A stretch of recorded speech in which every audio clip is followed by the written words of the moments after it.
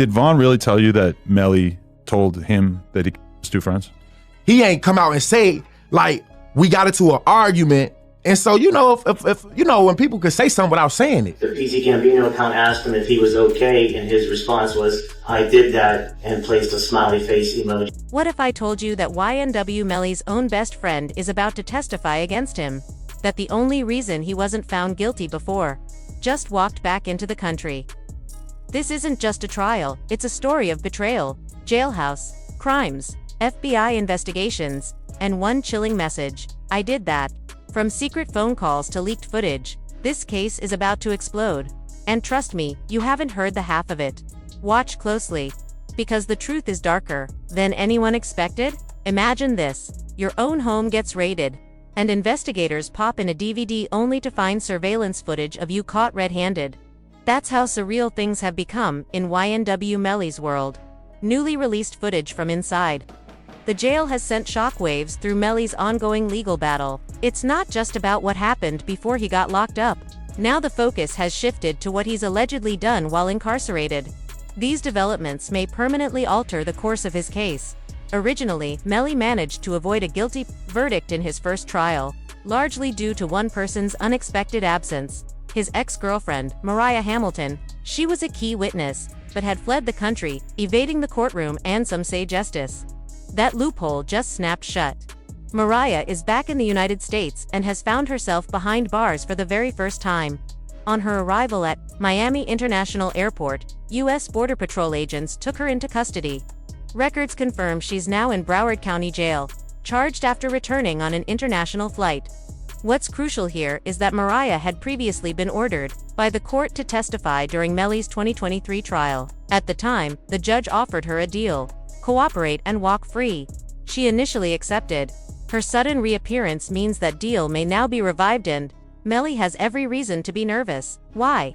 Because Mariah reportedly holds crucial information about what happened to YNW Juvie and YNW Sackhazer. Melly allegedly urged her to flee the U.S. through a series of phone calls from jail. That alone has opened a whole new legal can of worms.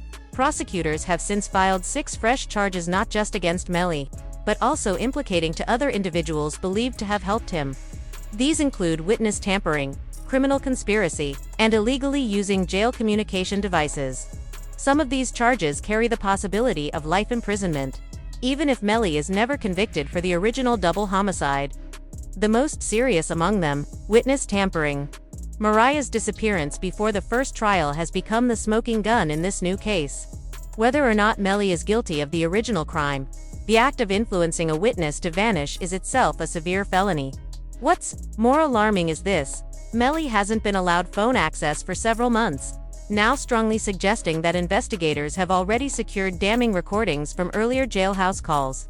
His own mother even went public, appearing in a live interview to criticize the jail and expose alleged misconduct. My son has not been convicted of anything, and even other inmates that have been convicted or anything, they have the right to use a telephone. They have a right to just to be allowed to write letters to their loved ones, to receive their mail. They hold his mail, they don't give it. The county jail wouldn't have cut off Melly's phone privileges without a solid reason, especially since doing so without proof would be a serious violation of his rights. If they didn't already have recorded evidence linking him to witness tampering, that kind of move could have triggered a massive lawsuit, possibly even leading to his release. But it seems they do have the evidence quietly secured and waiting. Now that Mariah is back and reportedly cooperating with the prosecution, the stakes have climbed even higher. Her willingness to testify has completely shifted the dynamic. In fact, YNW Bortland's legal team has made it clear they no longer see a point in fighting the charges. With Mariah stepping forward, Bortland is now prepared to turn on Melly. As a result, both of them are scheduled to face trial together in September. It's going to remain set for trial September the 10th at 9 o'clock with Mr. Devon, pending whatever future motion that I may hear. I'm in another capital case right now. I have 4 hearing dates left available between now and September the 10th. I gave the parties those 4 dates, and I'm holding all of those dates and times open only for these 2 defendants. So anything that you need me for, okay? At the start of Wednesday's hearing, the tone was already heavy. Judge Martin Fine addressed Bortland's legal counsel, confirming, "So Mr. Haddad, for now, Mr. Henry will remain set to go to trial alongside YNW Melly on September 10th, and just like that, the reality settled in this situation couldn't be more damaging for Melly. Prosecutors are setting the stage to pressure Bortlen into turning on him. The momentum is already building, and it's becoming increasingly clear that cooperation is the only card Bortlen has left to play, in a significant move. The court also issued a no communication order between the two defendants. That means no conversations, no behind-the-scenes coordination between legal teams, just total separation. One lawyer explained that this silence isn't just procedural, it's strategic.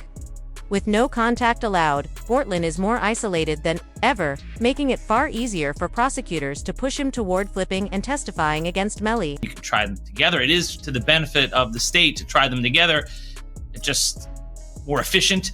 You don't have to do things again and again. Do it all at once. And also, you get a better chance of having them incriminate each other during the trial. It benefits the defense to sever it. That way they can point the finger at each other and get away with it. So this is what's going on. But I don't think it should be automatically severed because the state is seeking a penalty for Melly, because it's only the penalty phase of the trial that would be different, not the guilt phase. The guilt phase is the same. They're both capital crimes. You're seeking the penalty on one, not the other, but that goes into the second part of the trial, the penalty phase, only if Melly is found. If Bortlen truly believes he had no hand in this serious crime, it's hard to imagine him quietly accepting a life sentence.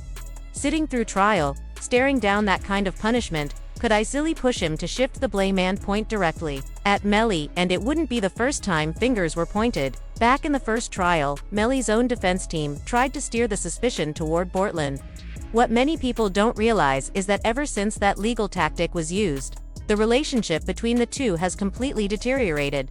They haven't been on friendly terms since. That betrayal in court may now come full circle, with Bortlen potentially flipping the script. His lives.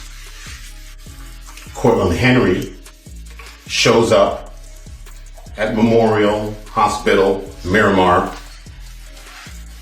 And you don't see him sitting there, but where you will see him sitting is in the driver's seat of a car with two bodies, car riddled with bullets. And when he shows up with a change of clothing, change of shirt, powder residue on his hands, evidencing that he had discharged a firearm. And he lies. He lies about where the incident occurred. He lies about how it occurred. And he lies about not having a phone. I think it was Miss Bradley herself who said, everybody has a phone in his pocket, not Cortland Henry. It wasn't just subtle suggestions. Melly's own lawyer outright accused Bortlen of deceiving federal investigators. According to the defense, it was Bortlen who had gunpowder residue on his hands, not Melly. He was allegedly the last person seen with Juvie and Sackhazer before they were killed.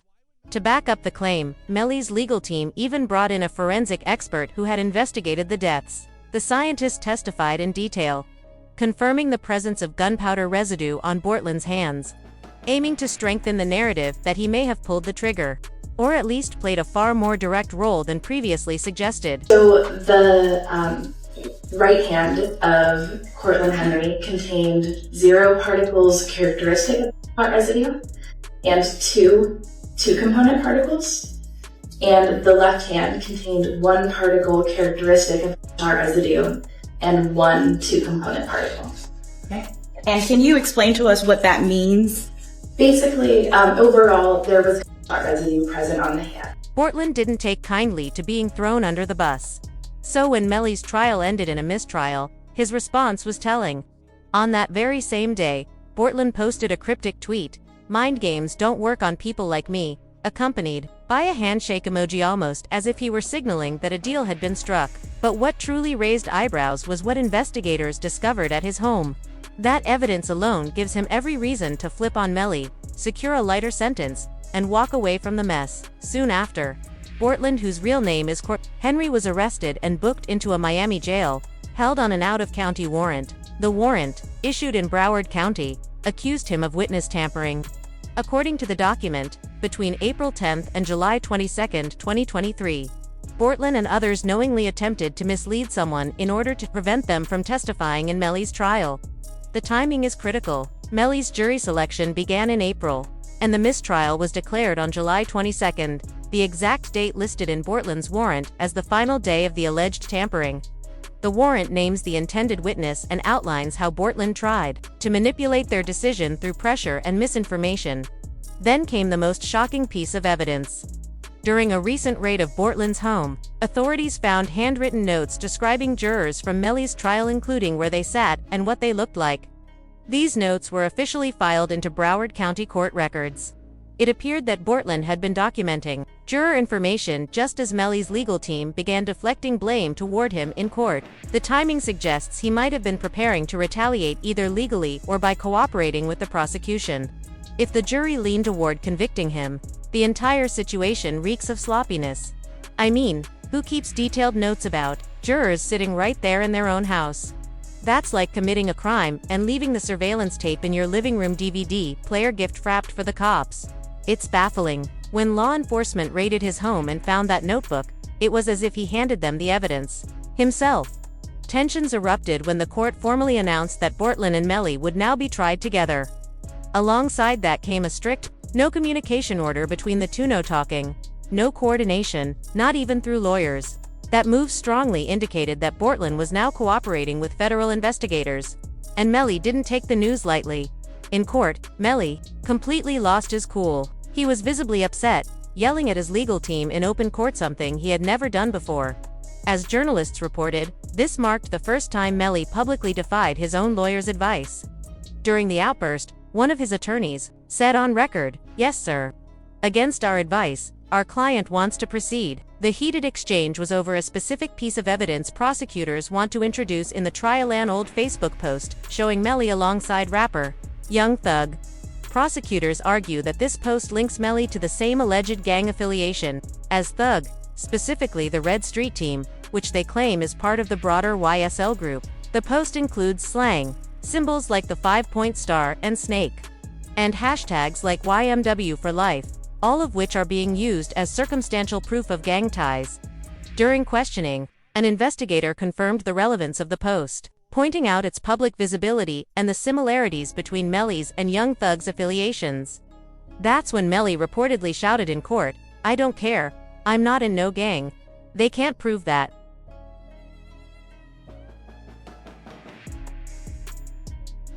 Yes, sir. Against our advice, our client wants to proceed. You objected to their request. We need to determine this automatic stay. Based upon what our client has instructed us. The reason Melly seems unfazed about whether that evidence is included in the trial is surprisingly strategic. If his legal team succeeds in getting it thrown out, the court process would be delayed significantly, so much so that the trial might not begin until 2027. That would mean Melly could end up sitting in jail for nearly 9 years without ever being convicted of a crime. To him, that delay could be more beneficial than rushing toward a possible life sentence. What happened today is the judge has said we are not delaying trial. We will be going to trial September 10th, even though there's things that's up with the 4th DCA that has been ruled to be suppressed and not able to be used in the upcoming trial. The judge is just upholding those orders. So therefore, all of the, basically what was up on appeal was all of that stuff, what they were using as an enhancer in order to get the death penalty qualified. The judge ordered all of that to be suppressed. So moving forward onto the new trial, the state will not be able to bring in that evidence. It all started with a cryptic message. On the very day YNW Melly's mistrial was declared, his co-defendant, YNW Bortlen, tweeted, "Mind games don't work on people like me," with a handshake emoji. Too many. It seemed like more than just a vague statement, it looked like the subtle acceptance of a deal. Days later, investigators raided Bortlen's home and found something that would change the direction of the entire case: handwritten notes detailing juror positions, appearances, and even behavior during Melly's first trial. It wasn't just suspicious, it was incredibly sloppy. Keeping that kind of documentation in your house is like leaving a surveillance tape in your DVD player after committing a crime. The raid only added fuel to speculation that Bortlen was ready to turn on Melly to save himself. Bortlen was soon arrested and booked into a Miami jail on a warrant out of Broward County. That warrant charged him with witness tampering, stating that from April 10 to July 22, 2023, during the time of Melly's original trial, Bortlen and others allegedly worked to influence a witness not to testify. The timing was no coincidence. Jury selection for Melly's first trial began in April, and the mistrial was declared on July 22, the very same day marked in the warrant. Evidence suggests Bortlen had been trying to manipulate testimony during that critical window. As Bortlen's position worsened, the relationship between him and Melly deteriorated even further. What many people don't realize is that their falling out began long before this moment. During the first trial, Melly's own legal team attempted to deflect suspicion by suggesting Bortlen was the one who pulled the trigger. A forensic expert testified that Bortlen had gunpowder residue on his hands, not Melly. That moment fractured their alliance and laid the groundwork for what's happening now. Bortlen, potentially cooperating with the state in exchange for leniency. With the new trial scheduled for September 10th, the judge issued a no-contact order between the two defendants. No conversations, no lawyer-to-lawyer communication, total isolation. Legal experts believe this is a strategic move, designed to pressure Bortlen into testifying against Melly. Melly didn't take the news well.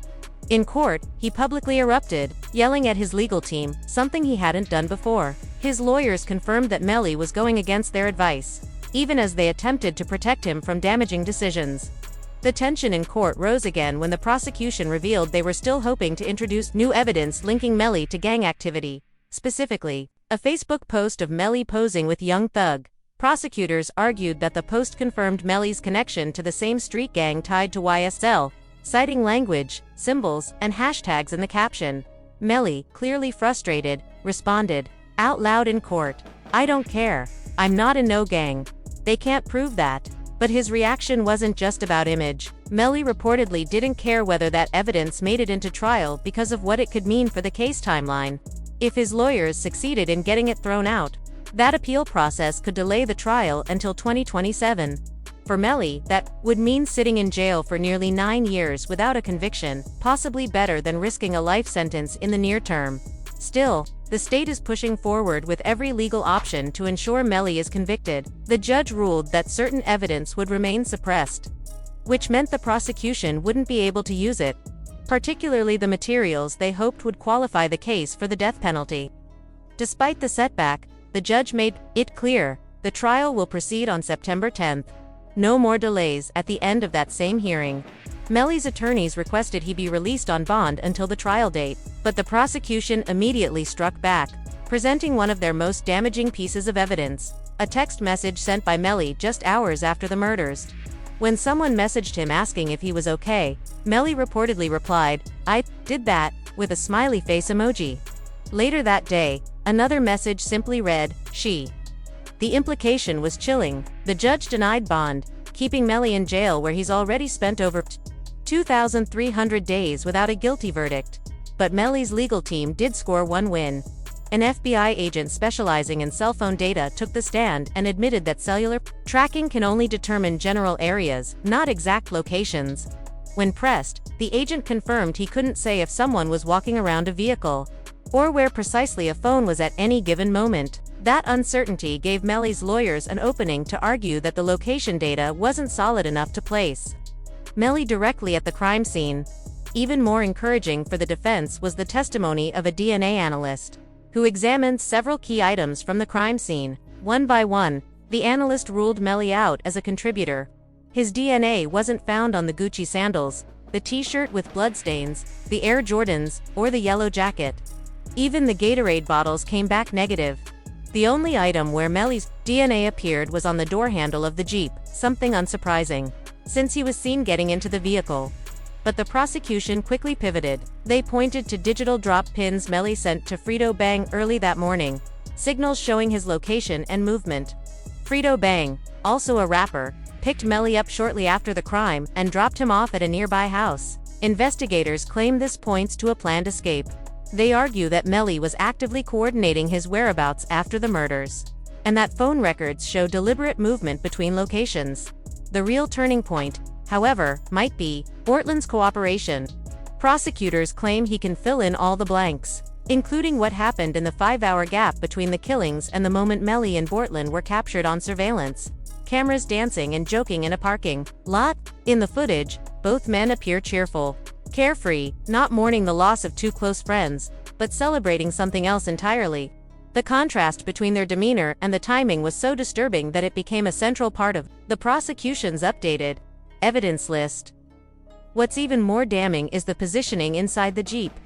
Surveillance footage places Melly in the back left seat, the same location from which the fatal shots were believed to have been fired. Forensic analysis showed the bullets traveled left to right. If Bortlen confirms Melly was sitting there, it will back up the physical evidence and, more importantly, the testimony of Juvie's mother. She told the court that her son entered the back right seat, and that Melly was in the rear driver's side, directly behind the driver. That seat placement aligns perfectly with the path of the gunfire. As the second trial approaches, one thing is clear: the case has become more than just a question of guilt or innocence. It's now a collision of testimony, loyalty, digital trails, and forensic science. And as the walls close in, it may be Melly's former friend, the man who once shared the ride, the alibi, and the silence who delivers the final word in court.